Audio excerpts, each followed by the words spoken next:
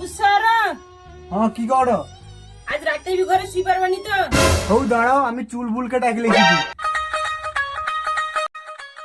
চুলবুলদা চলো।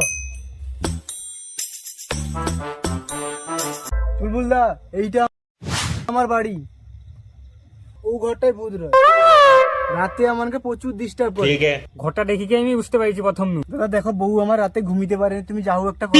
তোকে অত চিন্তা করতে হবে নি, এ ভূত আমি তাড়ি কি ছাড়বো আজকে। शाबाश बेटा, बहुत बढ़िया मुन्ना।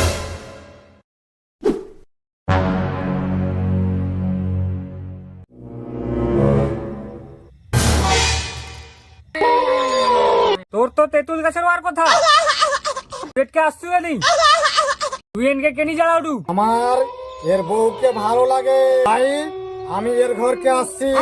তুই এর বউর জন্য কি করতে পারবু? এর বউকে পাওয়ার জন্য আমি সব কিছু করতে পারি। তাহলে চ বাসন মাজবু চ। কি করতে হবে চল।